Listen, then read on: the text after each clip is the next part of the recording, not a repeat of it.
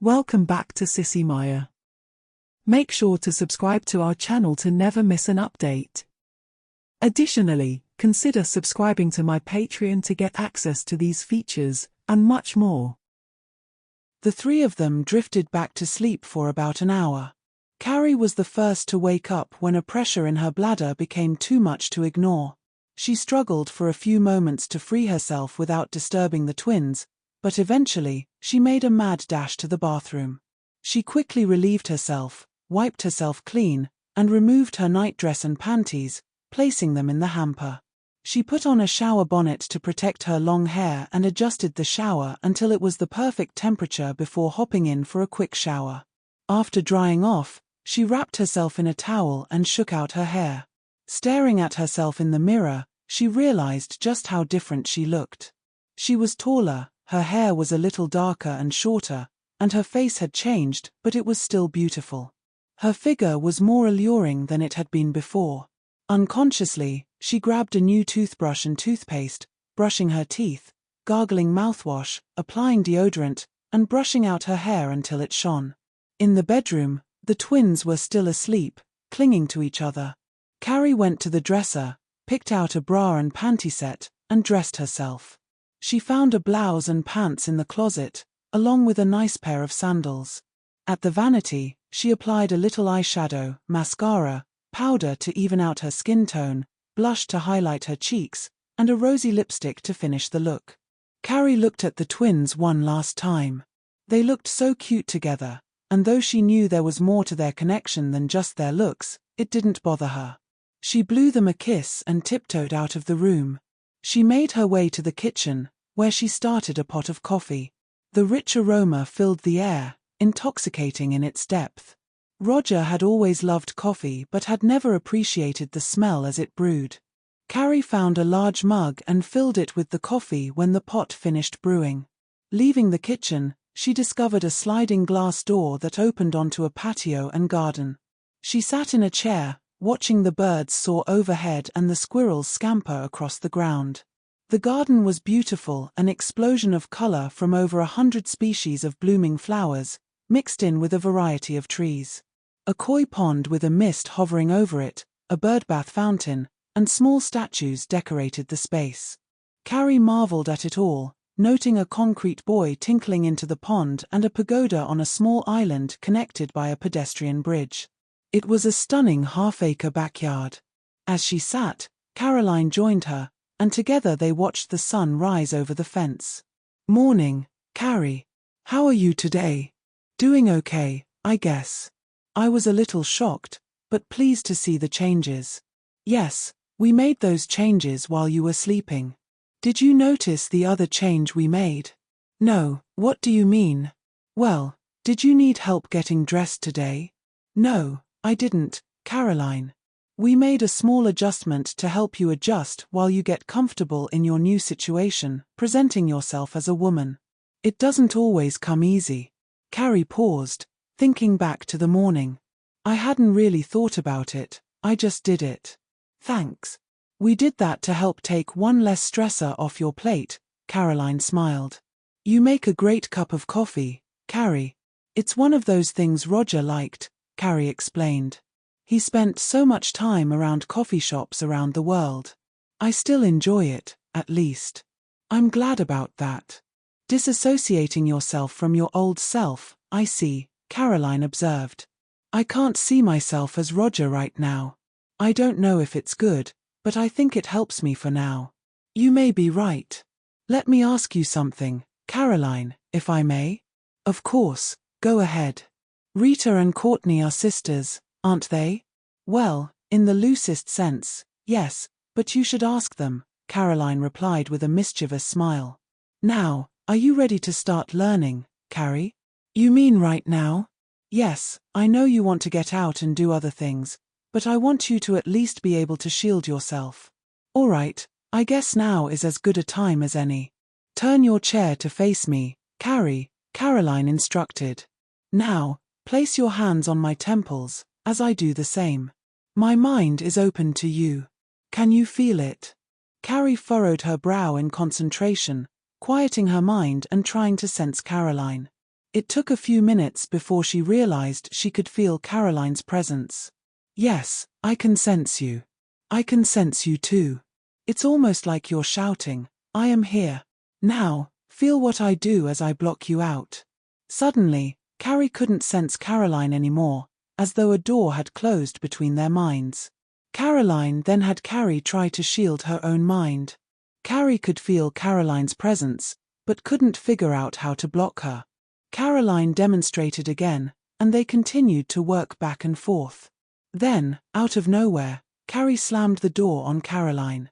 "I must say, there was no finesse in the way you did it, but it was effective," Caroline remarked, rubbing her temples where she'd felt a slight headache. "I'm so sorry, did I hurt you?" "No, you did fine. It was more like someone putting a metal trash can over my head and banging on it with a baseball bat." Caroline continued to teach Carrie how to use her mental shields, both hard and soft shields. She explained how to sense others with power, how to discern their intent, whether good, ill, or indifferent, and how to send a mental flare or thoughts to someone with power. Carrie proved to be a quick learner. By 10 a.m., both Carrie and Caroline were famished, having spent the morning on lessons. Rita and Courtney had already anticipated their needs and had set out a brunch, consisting of Caesar salads with grilled chicken chest. Carrie waited until everyone was seated and Caroline finished saying the blessings to the goddess before she started eating.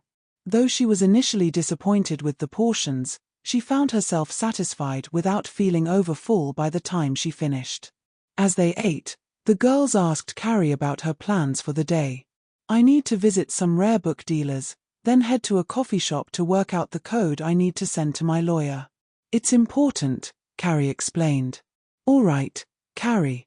Rita will go with you, the rest of us still have work to do. She'll also be able to handle any ID you might need, like a driver's license, passport, or birth certificate, and help create a legitimate identity for you," Caroline said. "Sounds good. I was wondering about that. I also want to thank all of you for your patience. I know there are other things you could be doing instead of babysitting me." "It's nothing, Carrie," Rita said with a smile. "I've actually enjoyed the past few days. I think a lot of good will come out of what we've done, although there will be some dark days ahead." Carrie went to her room to gather her purse and couldn't help but giggle as she realized how much they had thought of. She opened it to find more than she expected: cosmetics, a wallet, tissues, tampons, chewing gum, keys. What did she have keys for? A can of pepper spray, her PDA, and cell phone. When had they had time to prepare all this? A pen, pencil, and a notepad. Carrie couldn't help but think of her RPG days and laugh to herself, now understanding where they got the idea for a bag of holding. She half expected to pull out a sword and armor from it. She quickly repaired her makeup at the vanity, adding the lipstick she had used that day into her purse before grabbing her less secure laptop and putting it in a wheeled aluminum carrier.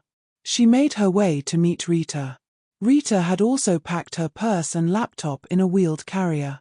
Together, they headed to Rita's car, a silver 2005 BMW 545i. After placing their laptops in the trunk, they got in the car. "Where to first, Carrie?" "I need to go to my bank first." Rita reached for the GPS unit and entered the bank's address, hitting enter. The device immediately started giving directions. Rita drove smoothly, expertly handling the powerful engine with care. At the bank, Carrie caught the attention of one of the officers. The woman found it unusual that Carrie was accessing an account by number alone, but it had been approved by a VP. Things became even stranger when Carrie provided a 32-digit number from memory instead of presenting ID or signing anything.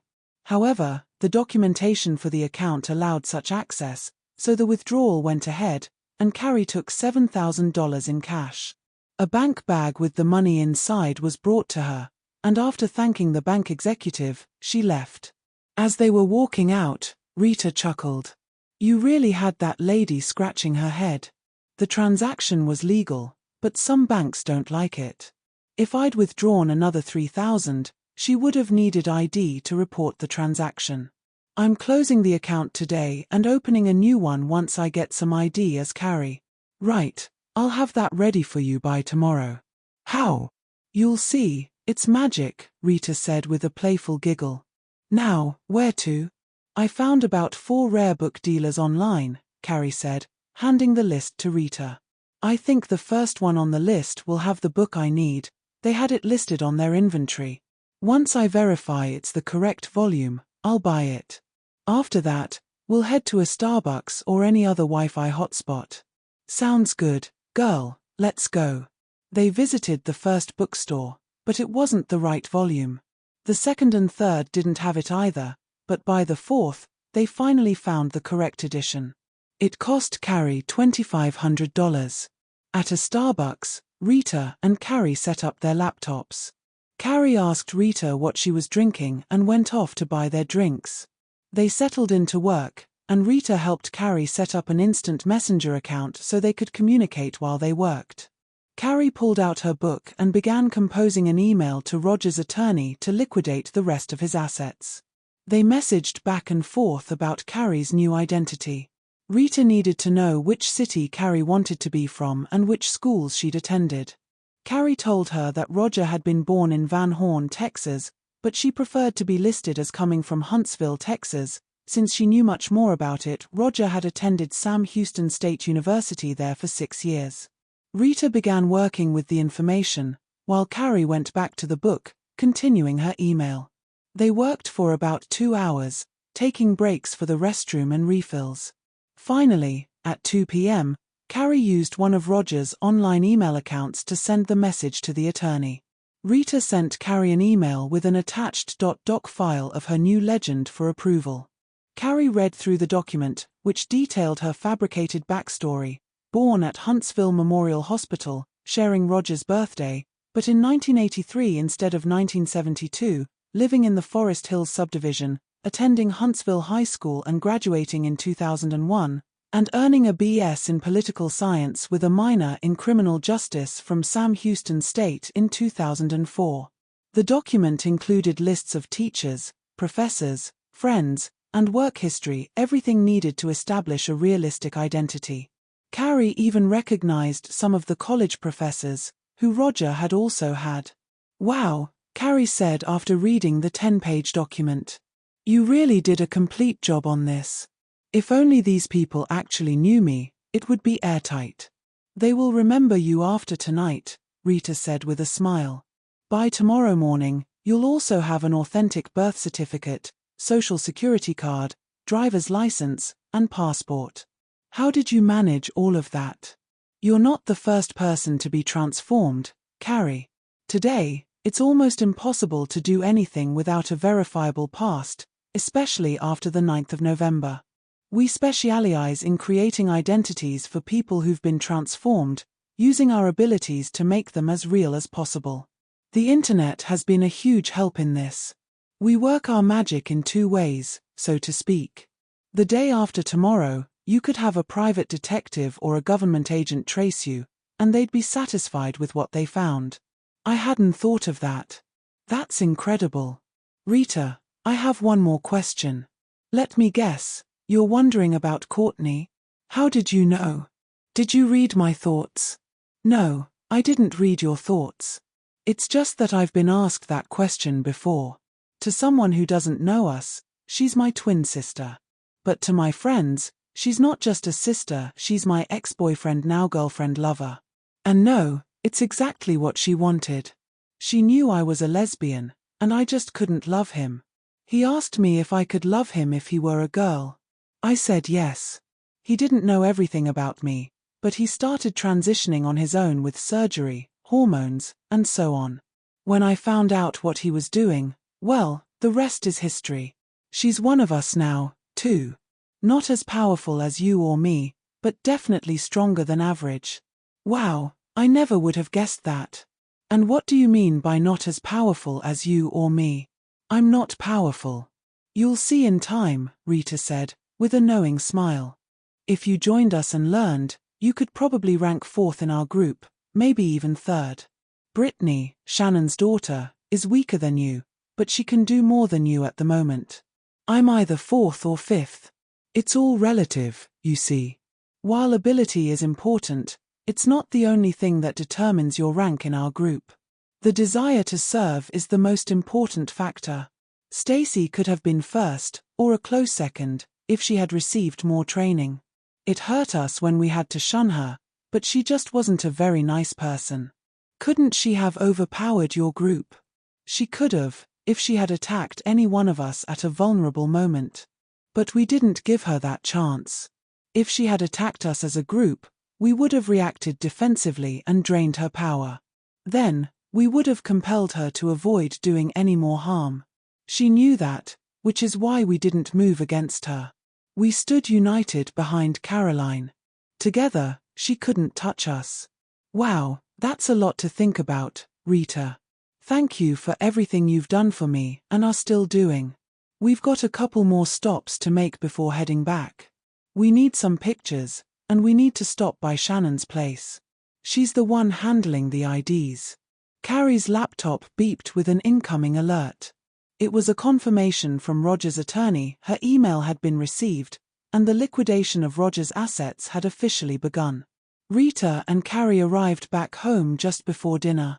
The whole circle was present, 24 women, along with 8 little girls and 3 infant boys. After putting their laptops away, Carrie was introduced to the group.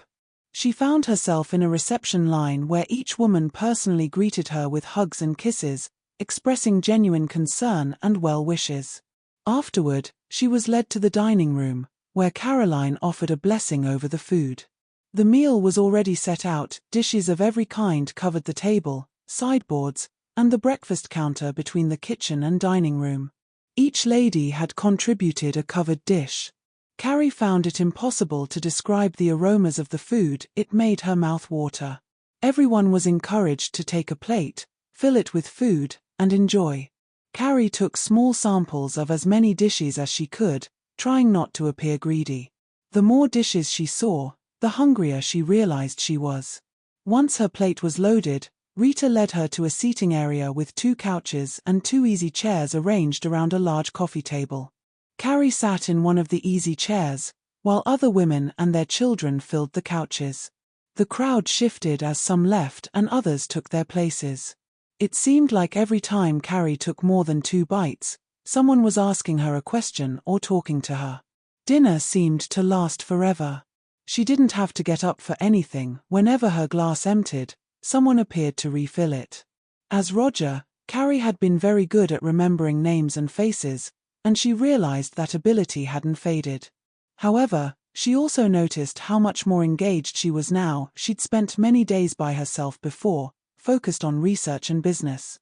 It dawned on her how shallow her life had been, and she found herself enjoying just being around people. After 2 hours, Carrie found herself sitting with Rita, Courtney, and the little girls and infants. What's going on, Rita? Are they all here to perform some big magic? No, not a big magic, just a bunch of little ones. We're going to take care of the little ones while they work. Each one of them will focus on a part of your new identity and make it real. We've found that the more bases we cover, the more solid the legend becomes. With everything covered, it will be nearly impossible to uncover. You'll even inherit all the assets you've hidden. Everything will be completely legal and won't raise any suspicion. They're doing all of this for me. Why? Because we feel we owe you. And after spending time with you these past few days, many of us have grown to like you. You made a real impression on everyone tonight by remembering all their names and their children's names. Carrie nodded, feeling both grateful and a bit overwhelmed. Tell me something. All these children, and the only boys are infants, do you change them? Rita choked on her soda and started giggling. After recovering, she said, No, we don't do that. When we meet like this, it's women's work, men and boys aren't allowed. That's why, for now, you're with us. You might go back to being male one day. Shouldn't you and Courtney join the others? No, we're warders. Our job is to protect you, these little ones, and the circle. The 3 women took the children outside to play until it started getting dark. Once it was too dark to be outside, they led the children to a TV room where cartoons were on. By 9, most of the children were ready for bed, and all of them were taken to a room where they changed into nighties and were gently tucked into their beds. "How long will all this take, Rita?" Carrie asked. "Oh, they'll be finished by dawn, Carrie. They have a lot of weaving to do," Rita replied. "Then we'll stay up and watch over the children," Carrie suggested. "No, you need your rest. You and I are headed to bed too. Courtney will keep watch over the children. You'll need to confront Roger tomorrow." Caroline thought it was a good idea. "Roger should be able to get out by tomorrow, and you'll need to let him know what's happening if you want to return to being Roger with a clean slate. I don't know if I'll be ready to face him." "You are ready, Carrie. Caroline, Shannon, Courtney, and I will be with you. There's nothing bad that can happen by going, but much harm could come if you don't." "You're right, Rita. Let's go to bed." The next morning, Roger was feeling much stronger and was able to get around the house. However, he quickly realized that his living situation wasn't as opulent as the wealth he should have had access to. He didn't know how to access his money. The computer was locked, showing a big 0 on the screen. The laptop hooked to the network was also stuck on 0 when he tried to boot it. He tried opening the file cabinets to check for financial documents, but they were like safes, heavy steel with combination locks. He couldn't even budge them. There were no directories, no speed dial function on the phones, no business cards, and even the PDA required a password. Another laptop was available, but it only had OEM software and no browser history, cookies, or bookmarks to indicate the owner's browsing habits. Frustrated, Roger realized he couldn't even leave the apartment without triggering the alarm. He could always feign memory loss if the alarm company called and show them his ID, which he had at least. Roger found a set of keys for a Mercedes, but he had no idea where the car was. There was also a handful of moderately priced men's jewelry, an expensive watch, 2 credit cards, 2 gas cards, and $1,100 in cash. His wardrobe was full of fine clothes, but the place still felt underwhelming considering the wealth he was supposed to have. The kitchen, however, showed signs of the owner's preferences: top-of-the-line cookware, tableware, and crystal. The fridge was stocked with good food, and the spice rack was expansive. The appliances were all high quality, but oddly, there was no dishwasher. The laundry room was well equipped, and the media room was superb, including a 52-inch HD TV with a sound system that would impress anyone. But despite all these nice things, the apartment didn't reflect the lifestyle of someone worth hundreds of millions of dollars. Roger couldn't help but feel disturbed that his powers weren't returning as quickly as he'd hoped. He could sense others and shield himself, but beyond that, he felt weak. What bothered him even more was that no one seemed to care about him. No one had visited or called. Stacy had always been popular, with people coming to her newsstand, but no one seemed to care about Roger. It had never occurred to Stacy that she should have followed and eavesdropped on Roger's thoughts to learn more about him. She needed more information. But tomorrow, she would get it somehow. Carrie was woken early by Courtney. "Wake up, love. We need to start getting ready, dear." "You're Courtney, aren't you?" Carrie asked, her voice thick with sleep. "Yes, you're learning. How did you know? You seem more feminine, even when you're dressed alike." "What time is it, anyway?" "A little after 6. Rita's already making breakfast." Carrie took a quick shower, careful not to get her hair wet. Though it was shorter now, it would still take time to manage. She put on a robe and headed to the kitchen. The house seemed empty compared to the previous night, but everything was clean and in its place, even though over 30 people had been there just hours ago. Caroline and Rita met Carrie in the kitchen, both carrying trays of food as they headed toward the dining room table, which was set for 5. "Who else is here this morning?" Carrie asked. "Shannon is in her room, just getting ready. She'll be going with us," Caroline replied. Carrie thought of something else. "I just realized, as much as I hate it, I think I need to appear as Stacy one more time. At least until the meeting is over." "Oh, that's easy," Caroline said with a smile. "I'll cast a glamour spell that will fade later today, or you can remove it by saying Carrie return. I need the best business suit I can get. Do I need to go shopping? Shopping is fun, but we can handle that later. You can appear as well dressed as any Fortune 500 CEO with just a snap of our fingers. It'll be a glamour, just like the one for your appearance as Stacy. Shannon joined them at the table, and Caroline blessed the food before everyone dug in, chatting about the day ahead. After breakfast, Caroline said, "Just put on some clothes, anything will do. I'll make you look like $1,000,000. Carrie dressed in a simple skirt and blouse with the appropriate lingerie. Standing in front of a mirror, Caroline spoke a few words, and in the blink of an eye, Carrie morphed into Stacy. She looked stunning, dressed better than half of the top female executives in any major corporation. Her outfit was a perfect business suit, complete with flawless hair, makeup, and accessories. She wouldn't look out of place in a corporate boardroom or at a shareholders' meeting. Carrie winced slightly at seeing Stacy's face, eyes, and hair, but smiled at how she was dressed. "Is your clothing okay, dear?" Caroline asked. "Excellent, Caroline. It's perfect. I'd like all of you to look as nice as this." "As you wish, so shall it be," Caroline replied with a smile. In the blink of an eye, Caroline, Rita, Courtney, and Shannon appeared in equally opulent outfits. The girls giggled as they looked each other over. While they were all dressed similarly well, no one had the same look. Shannon opened a briefcase and began handing things to Stacy. "The glamour changed everything from Carrie to Stacy, but it will fade later today," she explained. "Here's your wallet with your driver's license, ID cards, a valid checkbook, 6 credit cards, a phone card, pictures of mom and dad, and $1,000 from the money you withdrew yesterday. You'll also find everything a woman normally carries in her wallet." Shannon continued, "Here are your birth certificate, passport, bank statement, a probated will for all your assets, a car title, and other legal paperwork. You can go over them at your leisure. Your car's in the garage, by the way. You're officially set, girl." "Thank you so much. I guess we need to head to my car now?"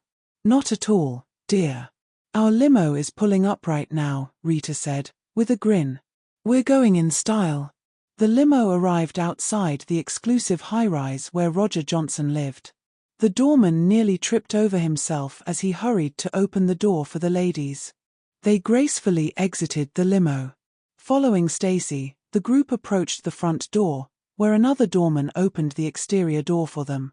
Inside the lobby, the security guard asked their destination. "We're here to see Roger Johnson. I'm Stacy Parker, and we're expected," she replied confidently. The guard checked his clipboard. "Yes, Ms. Parker. Please take the penthouse elevator," he said, eager to please. "He's expecting you." The ladies entered the elevator, pushing the button for the penthouse. "Who taught you to influence people like that?" Caroline asked. "What do you mean?" Carrie replied, slightly confused. "You reached out with your mind and influenced him to see your name on the clipboard. Is that bad? Did I do something wrong?" "No, you did exactly what I would have done, only you were faster. I just knew we had to get up there before we missed our chance." The elevator arrived at the penthouse level, which housed 3 apartments. Carrie could sense Roger was already awake and present. She led the group to Roger's door and pressed the doorbell. As she did, she realized she knew the names of the other residents on the floor, but had never really gotten to know them. It took Roger a few minutes to open the door, and when he did, the alarm panel beeped. Roger visibly paled when he saw who was standing there. Stacy pushed past him, walked over to the panel, and punched in the code to disarm it. She then walked over to the phone and called the security company, giving them the security code and her name. After hanging up, Stacy looked at Roger, who hadn't shaved since his transformation and looked a mess. She gazed into his eyes and saw just how pitiful he seemed. "Well, I can see you haven't been taking care of yourself. My old body's a wreck," she said with a smirk. "Well, bitch, I see you're still acting all high and mighty. Too bad you're flat broke." "Oh, no, Roger," she smiled. "I'm worth about $750 million right now. You, on the other hand, are the one who's flat broke, at least figuratively. You're worth about $200,000. I didn't want to leave you destitute until I can return to my old body. What did you do, bitch? Did you steal all my money? Roger, it was never your money. You tried to steal it when you stole my body. Roger glared at Caroline and the others. Did you get these witches to magic the money for you, bitch? No, I did it all myself. Me and my computer were all it took, Roger. I had everything transferred out of your name and into mine yesterday, at least until I get my body back. I left enough so you won't be living under a bridge, but you won't be living the life of luxury either. You think that's going to happen? Roger sneered. I wrote my spell well. You'll never unmake it without my help. And that help will cost you 500 million. Even if your friends could break my spell, I'll drag your reputation through the mud before they even have a chance. Why do you hate me so much, Roger? What did I ever do to you to deserve this? You're a man. You've had everything handed to you on a silver platter. All men have it easy. Carrie looked down at herself in disbelief. Rita, you lied to me. You told me I was a woman like you now, but here Roger's telling me I'm a man. Then again, I think he should go back to studying anatomy. Roger's face turned bright red with anger. You know what I mean, bitch. You think so? Carrie shot back. I worked 3 jobs and went to a small, backwater college in Huntsville, Texas to get where I was. I risked every cent I owned to make my money. I came close to bankruptcy 3 times, but what I learned helped me build everything I have. I used my brain to earn it, Roger. That's bullshit, and you know it. Are you going to give me my money or not? No, I don't think I am. Then kiss your good name goodbye. If you want your body back, it won't be worth a plug nickel by the time you get it back. Carrie walked around, never taking her eyes off Roger. A look of pity crossed her face at what he had become. You can keep it then. You can ruin your own good name if you want. You'll see how hard it is to earn money and respect. You're 34, and unless you take care of yourself, you won't make it to 45. I'm 23 and healthier than I've ever been. To show you I've acted in good faith, I've left you a home in Van Horn, Texas, my parents' old place. They're gone now, and I don't need it. You also have another $400,000 in the jewelry and watch, though you won't get that much for it, and another $40,000 in your checking account. I couldn't leave you with nothing. I guess I have a heart after all. You probably realize by now that there's no way to get to my accounts or access my computers. You know my filing cabinets and desk drawers are like vaults. You don't even know the security code for the alarm system. You know nothing about my life. And if you think you can read my mind to get all this information, think again. The anger inside Roger began to boil over. If Stacy had come here alone, he would have killed her, but he knew what the others were capable of. Bitch, I'll come after all of you, Roger spat. I'll use my power. Carrie looked at him and just laughed. That's an empty threat, Roger.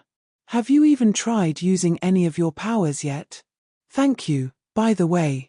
From what I've been told, I've inherited your power. I'm told that leaves you with very little. You're now weaker than any one of our children. How does it feel to be a human man, Roger? You'll never get this body back.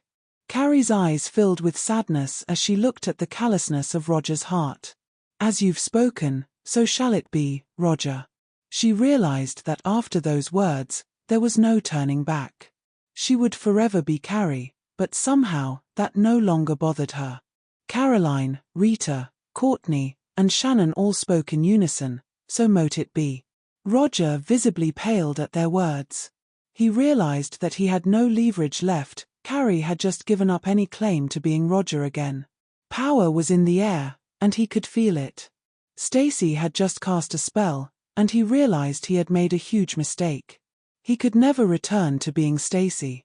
His hands began to shake, and his eyes grew wide with fear. Carrie continued, her voice calm yet final. Sisters, I have been grievously wronged, yet I hold no ill will toward Roger. He stole from me and tried to steal more. I have provided him with shelter, food, and sustenance for a time. Roger, you will see how easy life is in your body. I shall not provide you more than I already have. You will not harm others, nor will you harm yourself. You shall not speak my name again, and you will remember me no more. I shall not abide in your presence, nor you in mine. The girls repeated, You shall not speak our names again, and you will remember us no more. We shall not abide in your presence, nor you in ours. The new Roger cried out, Wait. His eyes were filled with terror. Caroline then said, As it was spoken, so shall it be. A thunderclap of power shook the room, and Roger collapsed to his knees. Stacy had placed a compulsion on him and had shunned him at the same time. He was powerless to resist the spell. Roger, you have 1 hour to leave this place. Take whatever you can carry. Here is your checkbook, Carrie said, handing him the checkbook. You have 40,000 in your account. Spend it wisely, but do as you will. Get a job and earn your keep. Now go. Carrie's words were final, and the force behind them seemed to shake the building. She turned her back on him, her expression hard as stone. One by one, the girls turned their backs on him. Roger scrambled around the apartment, packing up everything he thought might be valuable, clothing, jewelry, silverware, and more. In 59 minutes and 55 seconds, Roger dragged 3 suitcases out the door.